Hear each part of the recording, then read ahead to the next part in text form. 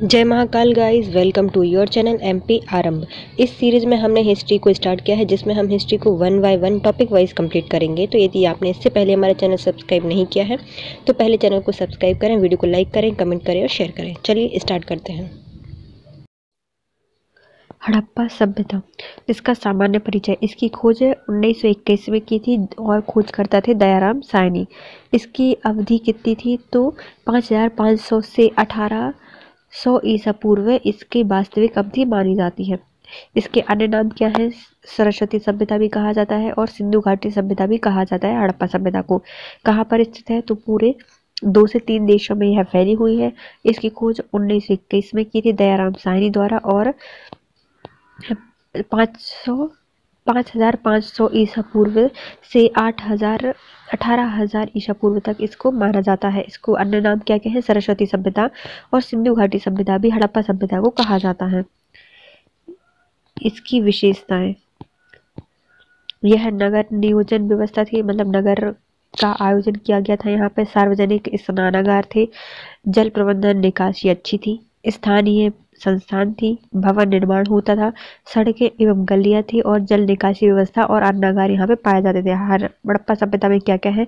पहला, नगर नियोजन सभ्यता है, सार्वजनिक स्नानागार थे, जल प्रबंधन की निकासी अच्छे से होती थी, स्थानीय संस्थान थी, भवन निर्माण था, सड़कें गलियां थी, जल निकासी की व्यवस्था थी एवं अन्नागार वहां पर स्थित था। वहां पर कला एवं संस्कृति कहाँ कैसी थी तो वहाँ की कला संस्कृति, भवनों का निर्माण की कला थी, मूर्ति कला थी, मूर्तियों का खंडाशह बनाने की कला विशेषतः वहां पर जानी थी। मतलब मूर्तियों को क्या कहा जाता था? खंडाशह बनाने की कला वहां की विशेषता थी।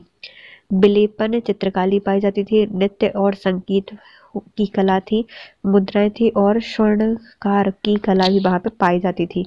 तो कला एवं संस्कृति में क्या क्या है? पहला, भवन निर्माण, मूर्ति कला, मूर्तियों का खंडाशह बनाने की कला, विलेपन चित्रकारी, नृत्य एवं संगीत, मुद्राएं एवं स्वर्णकार की कलाएं वहां पे पाई जाती थी। विशेषता क्या थी?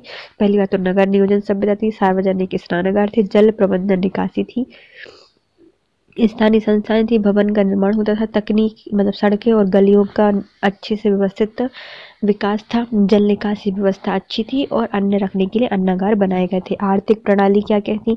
वहां पे उद्योग थे, कपास की खेती की जाती थी, कृषि एवं पशुपालन उन्नत था, नदी तालाबों द्वारा सिंचाई की जाती थी और निवासियों के जो जीवन का प्रमुख उद्यम था वह कृषि और उद्योग एवं व्यापार करते थे। हड़प्पा सभ्यता की जो राजनीतिक प्रणाली है वो राजनीतिक प्रणाली, पुरोहित वर्ग का शासन था, अस्त्र शस्त्र का अभाव था, मतलब अस्त्र शस्त्र चलाना नहीं जानते थे ही नहीं उनके पास। वैश्विक तंत्र का शासन होता था। कैसा होता था? वैश्य तंत्र था, उसका शासन होता था। राजनीतिक संगठन का जो स्पष्ट अभाव था, जो राजनीतिक संगठन है उनका स्पष्ट अभाव था। वर्णिक वर्ण लोकतंत्र, राजतांत्रिक शासन, प्रतिनिधि सांसद एवं प्रशासन का कार्य चलाते थे। तो कौन चलाते थे? जो वर्णिक वर्ग था वो लोकतांत्रिक राजतांत्रिक संशासन था। प्रतिनिधि कौन करते थे? संसद प्रशासन का कार्य चलाता था। और इनकी सामाजिक संरचना, मात्र सत्तात्मक प्रणाली पाई जाती थी, शाकाहारी और मांसाहारी दोनों प्रकार के हड़प्पावासी थे। इनका प्रशासनिक वर्ग था, नगर में रहते थे ये, गढ़ी स्नानगार भवन इनके पास होते थे, पासा खेलते थे और जुआ और शिकार और नाच गाना करते थे। पुरुष एवं महिलाएं दोनों ही आभूषणों का उपयोग करते थे। विभिन्न वर्गों में अस्तित्व, मतलब उच्च वर्ग, निम्न वर्ग और मध्यम वर्ग में पाया जाता था। प्रोटो ऑस्ट्रेलाइड मंगोलाइड प्रजाति का अस्तित्व यहाँ पे था, मतलब प्रोटो ऑस्ट्रेलाइड और जो मंगोलाइड प्रजाति है उनका अस्तित्व था। मनोरंजन के लिए पशुओं की लड़ाई और नृत्य का प्रचलन था। इनकी सामाजिक हो गई कैसी थी सामाजिक स्थिति? मात्र सत्तात्मक प्रणाली थी, माता सत्ता पर रहती थी, शाकाहारी मांसाहारी थे। इनके प्रशासनिक वर्ग कैसे थे? नगर का रहता था, गढ़ी स्नानगार और भवन स्थित थे, पासा खेलते थे, जुआ शिकार नाच गाना करते थे और मनोरंजन के लिए पशुओं की लड़ाई और नृत्य करते थे। महिला पुरुष दोनों आभूषण पहनते थे। विभिन्न वर्गों के अस्तित्व उच्च, निम्न और मध्यम वर्ग में बटा था। प्रोटो ऑस्ट्रेलाइड और मंगोलाइड प्रजाति का अस्तित्व था। इनकी आती है धार्मिक स्थिति या धार्मिक जीवन। इनकी जो प्राकृतिक पूजक थे, प्रकृति की पूजा करते थे, और बहुदेववादी थे, मतलब बहुत सारे देवताओं की पूजा करते थे ये। पूजा स्थल और मंदिरों के अवशेष थे, मतलब कोई भी ऐसा पूजा स्थल या अवशेष नहीं मिला है। पशुपतिनाथ की प्रतिमा मिली है। वृक्षों की, पशुओं की पूजा करते थे। स्वास्थ्य का चिन्ह का उल्लेख हड़प्पा सभ्यता में मिलता है। तंत्रवाद के अवशेष मिले हैं, मतलब तंत्र विद्याएं करते थे। बैलों को पशुपति का वाहन माना जाता था, जितने भी बैल हैं उनको पशुपतिनाथ का क्या माना जाता है, वाहन माना जाता है। और नाग पूजा और मातृशक्ति की पूजा करते थे। क्या थे ये, प्रकृति पूजक थे। इनका धार्मिक कैसा था, धर्म कैसा था, प्रकृति की पूजा करते थे और बहुदेववादी थे। पूजा स्थल नहीं थे, मंदिर नहीं थे। पशुपति की पूजा करते थे, पशुपतिनाथ की, वृक्षों की और पशुओं की पूजा करते थे। स्वास्थ्य चिन्ह का उल्लेख मिला है। तंत्रवाद पर अवशेष मिलते हैं वहां पर। बैलों को पशुपति का वाहन कहा जाता था, इसलिए वह पूजनीय था। और नाग पूजा करते थे और मातृशक्ति की पूजा करते थे। इनका आता है अन्न। पहले तो नगर नियोजन था इनके पास, और भवन निर्माण करते थे। भवन निर्माण के साथ इनके पास जल प्रबंधन तकनीक भी थी, और सड़कें और गलियां थी। इनका पतन कैसे हुआ है, तो पतन के भी दो कारण माने जाते हैं। पहला था व्यापार में गतिरोध और प्रशासनिक शिथिलता। व्यापार में गतिरोध किसके कारण आया, तो अल्वाइट ने कहा था कि व्यापार में गतिरोध था, इसलिए ये कहीं और चलेगा। और प्रशासनिक शिथिलता आई है इनकी में। आर्यों की आक्रमण संबंधी मत। कुछ लोग बोलते हैं कि आर्यों ने आक्रमण किया, इसलिए भी हड़प्पा सभ्यता का पतन हो गया। तो ये किसने कहा है, मार्टिमर, गार्डन और चाइल्ड ने कहा है। मार्टी से गार्डन में चाइल्ड खेला था, उसने कहा कि आर्य आए होंगे और उन्होंने आक्रमण किया, इसलिए ये पूरी हड़प्पा सभ्यता अस्त व्यस्त हो गई है, फिर समाप्त हो गई। तो किसने कहा है, मार्टिमर, गार्डन और गाय चाइल्ड ने। मार्टिमर, गार्डन और चाइल्ड ने क्या कहा है कि आर्यों का आक्रमण द्वारा मत दिया गया है। इन्होंने कहा था कि मध्य एशिया के आर्य ने सामूहिक आक्रमण किया और हड़प्पा सभ्यता का एक विशाल भौगोलिक क्षेत्र फैला होना, हड़प्पा सभ्यता का एक विशाल भौगोलिक क्षेत्र फैला होना इसका प्रमुख कारण माना जाता है। बिहाव, यह दिशा परिवर्तन का मत। कुछ लोग बोलते हैं कि जो सिंधु घाटी थी, जो सिंधु नदी थी, उसने अपनी दिशा बदली और पूरा हड़प्पा सभ्यता को बहा ले गई। तो बहाव का सिद्धांत कौन कहते हैं, तो मेक और लिवब्रेक कहते हैं कि मेक ने बहुत लगाया ब्रेक, बहाव को देखकर क्या लगाया, मेक ने ब्रेक।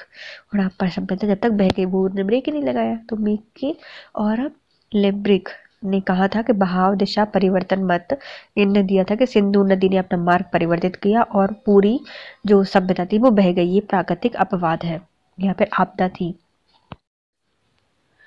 इको मत, मतलब केयर और सर्विस ने दिया था। केयर कौन सा दिया था, इको मत किसने दिया था, केयर और सर्विस ने दिया था। इको की क्या करनी चाहिए, केयर करनी चाहिए, तभी तो अच्छी सर्विस देगा। तो इको तंत्र दिया था केयर सर्विस ने।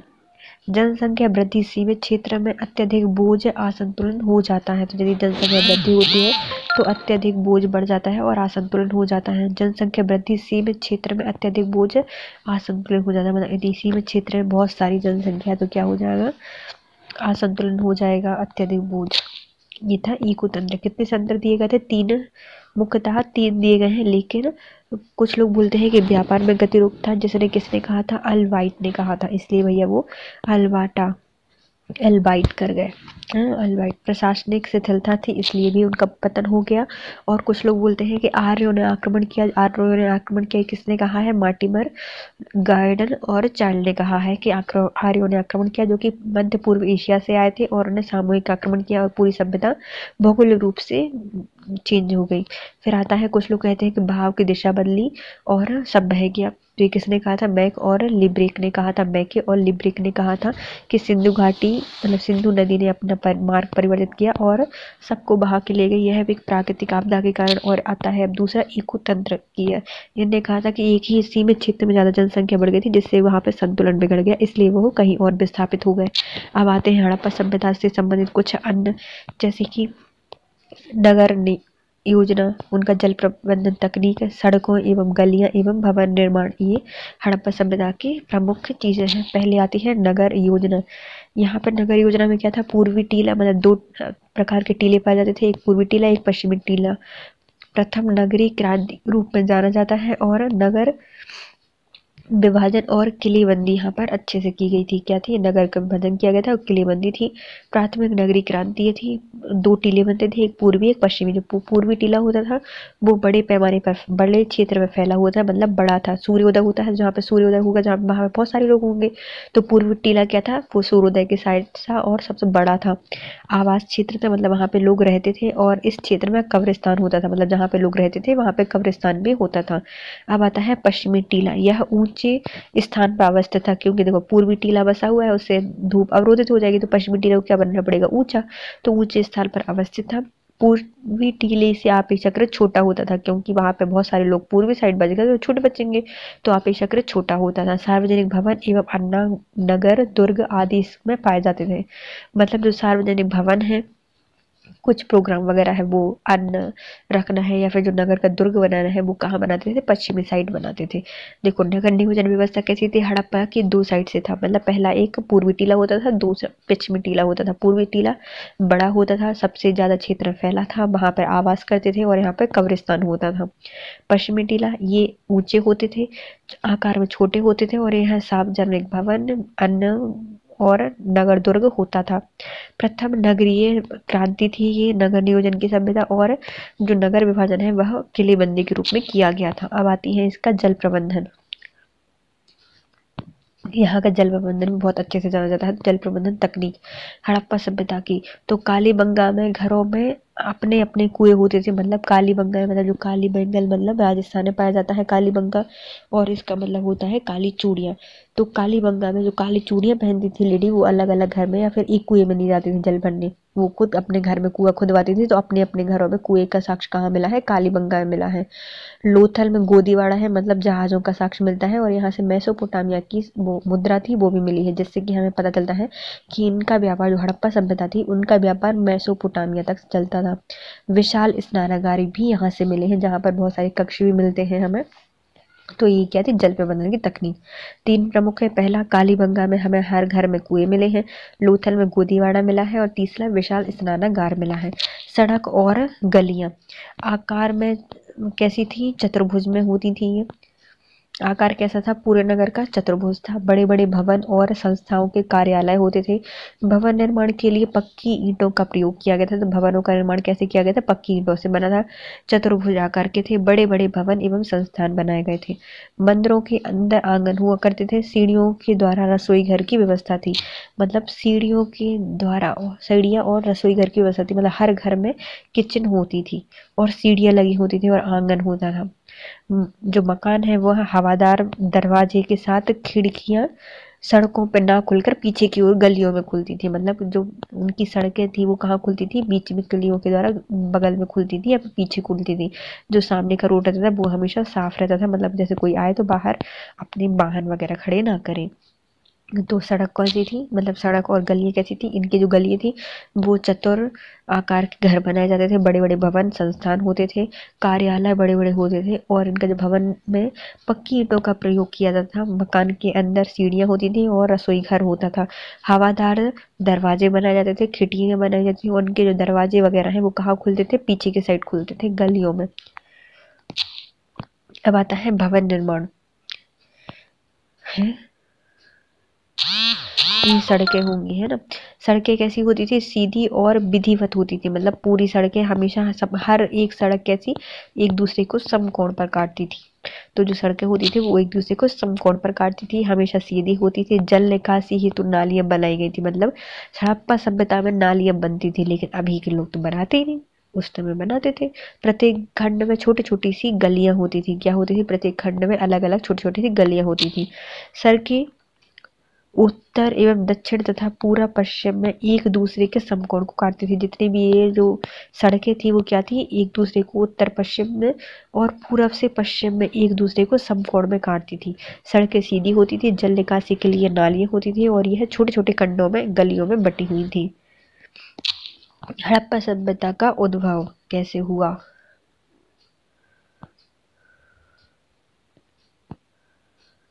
विदेशी तत्वों के माध्यम से हड़प्पा सभ्यता का निर्माण। हड़प्पा सभ्यता के निर्माता आर्य थे। बलूचिस्तान की कुल्टी नाल संस्कृति हमें इसे बताती है। द्रविड़ संबंधी मत, मतलब द्रविड़ संबंधी मत है कि हड़प्पा के जो निर्माता थे वो कैसे थे, द्रविड़ थे।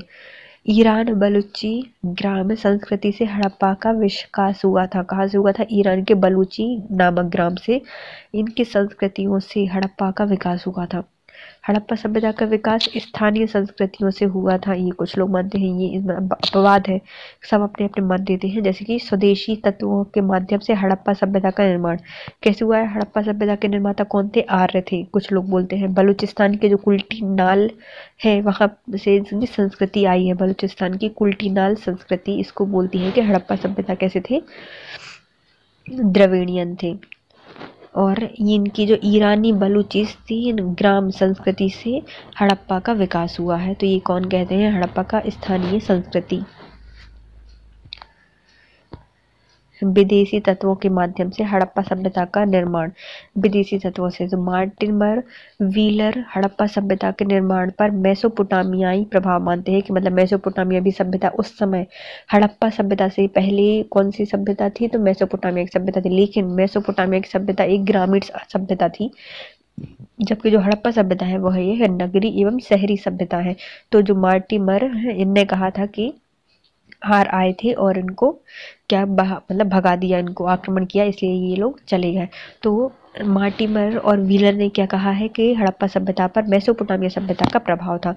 मेसोपोटामिया द्वारा इस सभ्यता का विकास किया गया था, जो कि गार्डन चाइल्ड द्वारा भी माना जाता है कि मेसोपोटामिया जो सभ्यता है उसी ने ही इसका विकास किया है। तो ये किसने कहा है? तो गार्डन चाइल्ड ने कहा है।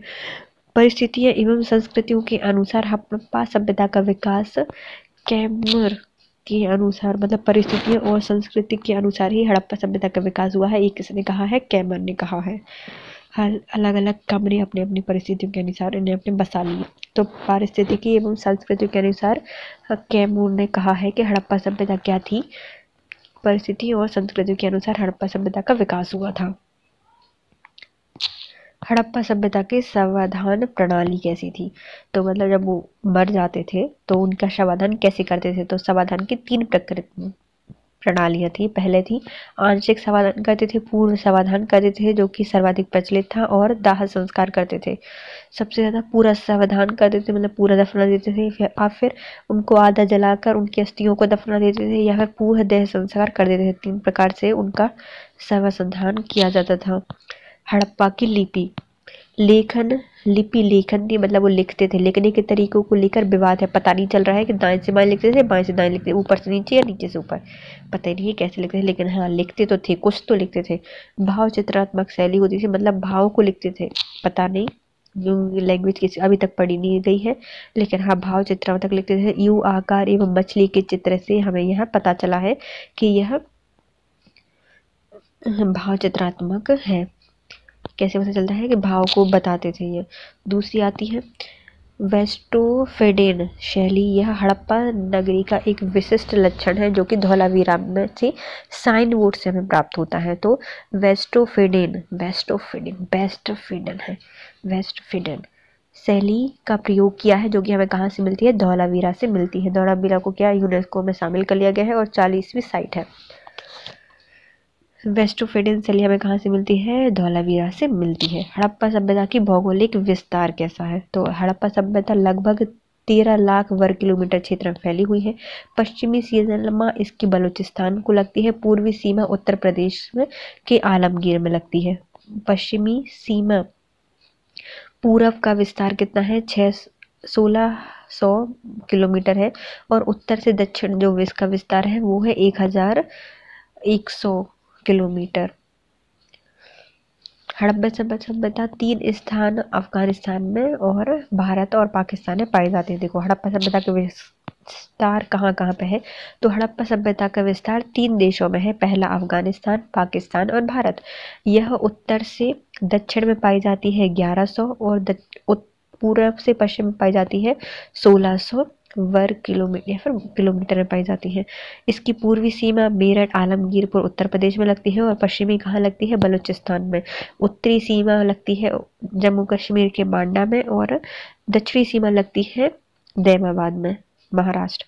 और यह कितने क्षेत्रफल में फैली हुई है? तो 13 लाख वर्ग किलोमीटर में फैली हुई है। इसके क्वेश्चंस मोहनजोदाड़ो से स्नानागार, दयाराम साहनी के बारे में, पशुपति की प्रतिमा, सिंधु सभ्यता का विकास, कोट दीजिए।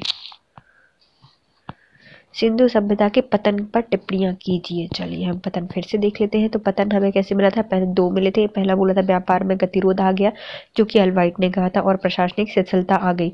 लेकिन इसके तीन मत सबसे प्रमुख हैं जो कि माने जाते हैं। पहला था कौन सा? आर्यों का आक्रमण। दूसरा था बहाव दिशा में परिवर्तन का मत, और इको तंत्र मत। पहला था आर्यों का आक्रमण, जिसको कहा था मार्टिमर, गार्डन और चार्ल ने दिया था। और इन्होंने कहा था कि जो मध्य एशिया के आर्यस हैं उन्हें सामूहिक आक्रमण किया, और यहाँ की जो भौगोलिक सभ्यता थी वो कहाँ पे विस्थापित हो गई और दक्षिण भारत चली गई।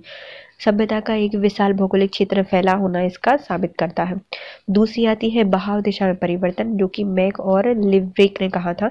इनने कहा था कि सिंधु नदी ने अपना मार्ग परिवर्तित किया और पूरी प्राकृतिक आपदा के कारण सभ्यता बह गई।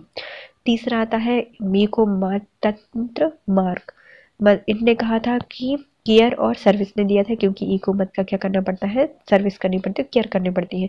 जनसंख्या वृद्धि जब एक सीमित क्षेत्र पर हो जाती है तो वहां पर बोझ बढ़ जाता है और असंतुलन आ जाता है। ये था हड़प्पा सभ्यता के पतन के कारण।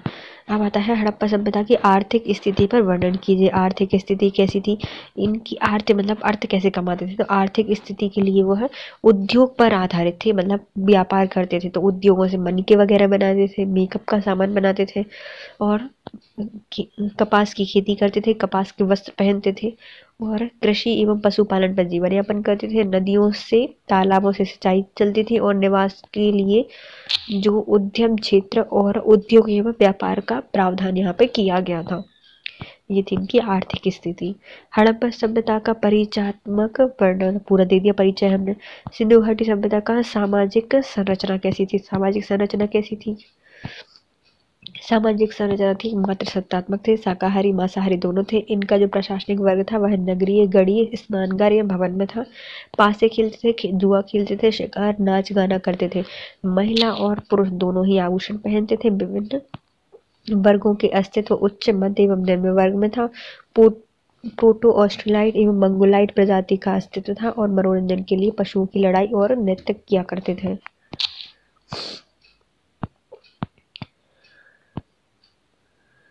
नेक्स्ट हमारा हड़प्पा सभ्यता की हुई सार्वजनिक नगर नियोजन प्रणाली की विशेषता। नगर नियोजन कैसा था इनका? नगर नियोजन था दो टीले में बटा हुआ था इनका नगर नियोजन।